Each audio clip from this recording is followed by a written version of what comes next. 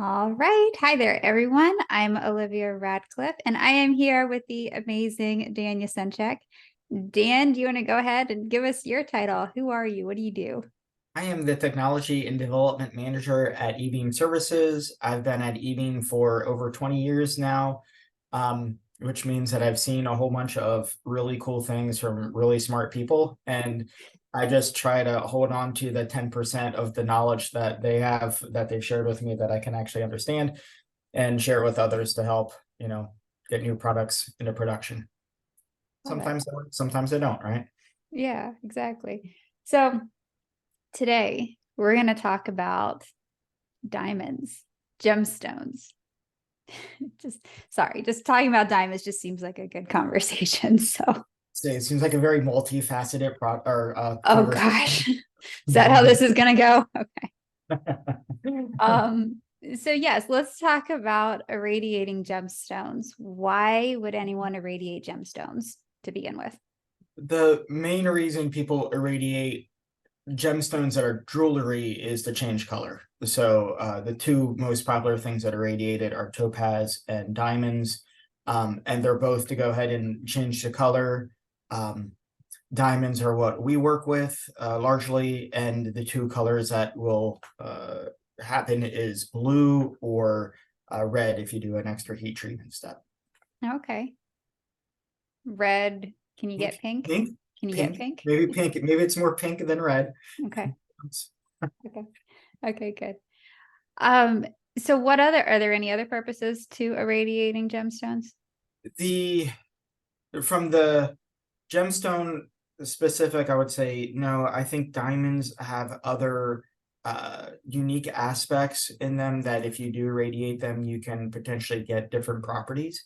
Um, so that's a one that's still very much in development of, can you go ahead and make them fluoresce, and Mm, is that an advantageous thing regarding, say, medical diagnosis or something in that realm.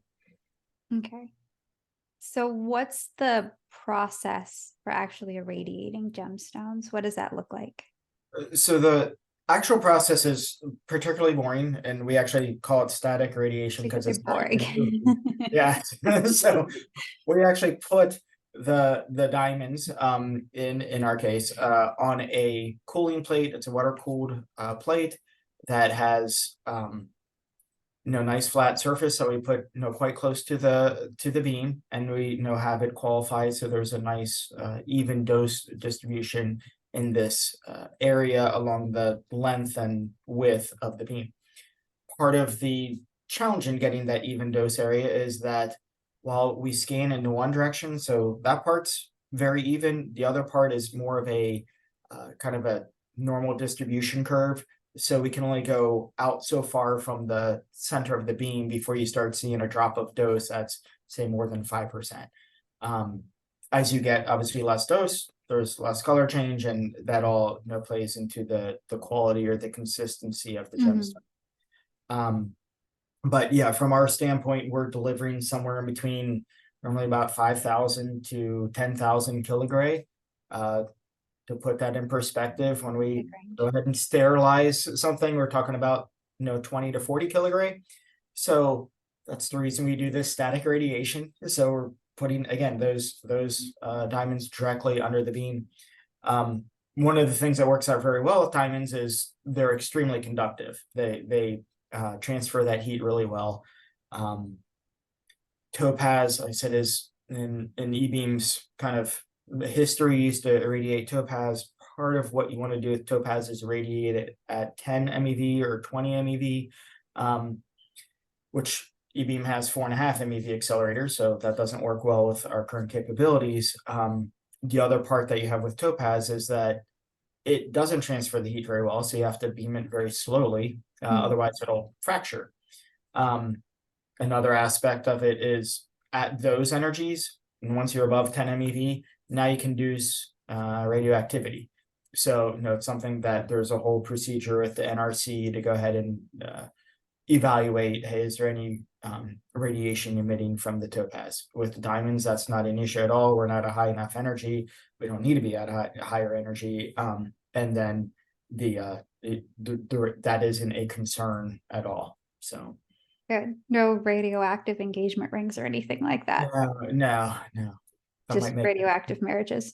Yeah. that may make an interesting song. So you mentioned a dose range, and it was a pretty big range. How do you go about qualifying what sort of dose the product actually needs? That is a great question. So I think part of the beauty of a colored diamond is in the eye of the beholder. So there are different impurities that you can actually have when you make a diamond. So the majority of what we would consider, nowadays, as far as radiating diamonds, would be manufactured diamonds. So those are made in the lab in a high pressure, high temperature environment, as opposed to the ones that you have to mine. You can control those impurities that are in there, and then you can go ahead and kind of highlight that blue or that pink that'll come out of that. Now, I don't know the science, so I'm not going to go into it too deep, but there's this thing about color centers, and you're trying to create them, and getting the right sort of ions and the like in the diamonds. But the larger the diamond, the less dose it needs, because as the light goes through the diamond, it has more of a path through that diamond, so you get to see a deeper blue or a deeper pink or red. Where if it's a smaller diamond, obviously that light goes through it much quicker, so those will tend to require higher dose to go ahead and get that same color. And that's part of the real challenge in qualification is the starting material, those diamonds, consistently made, so that color change will be consistent with a consistent dose. And then the other part is there has to be a qualification where we're irradiating things at different dose levels. So we're starting at kind of to that big range, maybe 4,000 kilogray initially, and step up every 1,000 kilogray or so. Often, to also be fair, normally people in the industry would talk about electrons per square centimeter. So that's different, probably a little bit more applicable terminology to the industry. And in that realm, we're talking about 1.6 to 1.7 electrons, sorry, 1.6 to 1.7 times 10 to the There you go. 16th. Electrons, that's kind of the low end, and then you can go 1 times 10 to the 17th is normally kind of on the higher end of electrons per square centimeter. So it's, again, fairly big range, but again, it's you're kind of stepping through them to go ahead and see what color you get out of them. But like I said, it's like anything else we do. It's the starting material is important, that's consistent, and that's part of what has made, I think, there's more interest in coloring diamonds, because it can be done easier than when you used to mine them, and you go ahead and say, well, I don't know exactly how it's going to respond. I have to look at it and do a little incremental dosing. So it's one of those positive things of having those made in a high pressure, high temperature reactor. Yeah, so a little more predictable there. Very much so, yes. So how many samples would someone need to, if they just want to just get started and test? What does that look like? That's, again, a great question. It's kind of the same question that I think we deal with when we're talking about material modification of, well, how do I know that this, cable jacketing is going to only need, what dose? And then so it depends on how much testing you need to do. So if it's something that you're like, hey, I have a wide range of, say, quality standards that I want to see what it looks like over a array, then you're going to need to send more samples in that case. But it's really to what you need to evaluate. So we certainly work on just a few stones sort of level. I didn't give any dimensions previously about how big is the plate and how many diamonds can we fit, and the areas about, I believe, 36 to 40 inches at the maximum length, and then we're talking about being within a about a 3 or 4 inch area maximum, in the other area. So we can, put kind of close to, 800 stones in there, depending what the size of them are. And you can obviously fit a little bit more if they're, you know, small ones that go in the side of the ring, as opposed to that big one that, that 2 carat one. So, the there's a lot of capacity that's there, but during the qualification, normally you're talking about doing 5 or 10 stones per increment to go ahead and see, okay, how is it responding? Right, right. Is the color change permanent? Um, Practically, yes. Right. If you go work at, like, I don't know, a steel plant and you get exposed to really hot temperatures, it would still actually be okay. It's if you drop it in somewhere particularly hot. So it can reverse with very hot temperatures, but not anything that you're normally going to go ahead and see. If you're out visiting a volcano and drop it into the lava, that could be an issue. But Keep your hand out of lava. Yeah. yeah. Probably So good advice anyways. yes. All right. Well, anything else people need to know if they have random diamonds lying around, or they actually want to explore this for a real purpose? The Where do they yeah. start? So it is kind of like anything that we do. There is some expense for the qualification aspect of things. So it is a special setup that we're doing. The dosing is not shifts of processing; it's hours of processing, but it's still a substantial amount of time. So there is some real cost or expense in doing that. The initial qualification you have to be aware of. So, if it's something where you go and say, oh, or our production volume is going to be, 50 stones, that may not be worth it in the end, to go ahead and go through the qualification process and all of Right. that, as opposed to, oh, no, we can go ahead and do a shipment of, I said something more of the 500 stones or something like that, where it can make more sense financially.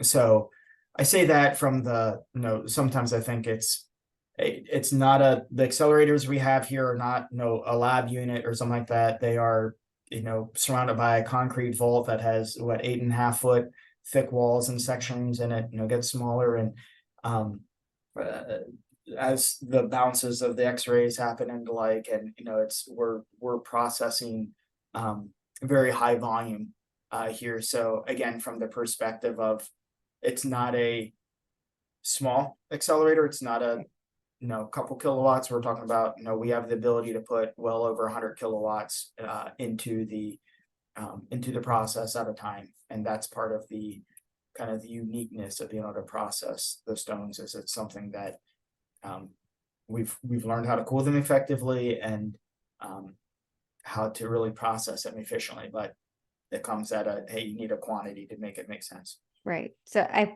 probably shouldn't just go find a ring and send it in and see if I can change color, right? That's probably not the best. That's probably not the, but yeah, you might need to try that with a friend's ring or two first and say, hey, make sure it's turned out. Yes. What is the turnaround time? You mentioned processing time, and it's a lot of dose static processing. So what is standard turnaround time? Correct. So our standard turnaround is still 2 weeks, or often less, but it's still, I would say, 2 week turnaround time. We ask for advance notice of about 3 weeks, so we can go ahead and make sure we're scheduling appropriately. So Right. if you just go ahead and knock on our door today, it's not going to be a 2 week turnaround. Knock today and we'll schedule it out a couple weeks from now, and get you that Because you do one. have to get the all the setup ready and everything. It's not your Yeah. traditional setup. Correct. And we schedule those things. We're trying to minimize how often we have to go ahead and change from one thing to the other. And again, it's Makes part of the sense. fun of being the development manager here, is that I get to see wire and cable, tubing, sheet product. Oh yeah, there's some diamonds. How cool is that? And then you get to go ahead and process these resin pellets that are just, so they seem so ordinary until after we've processed them, and then they do these extraordinary things. And then, of course, all the medical device sterilization with really cool medical products. There's such a variety, but we're trying to go ahead and process it all efficiently, and making sure that we have time in our schedule for our customers. Yeah.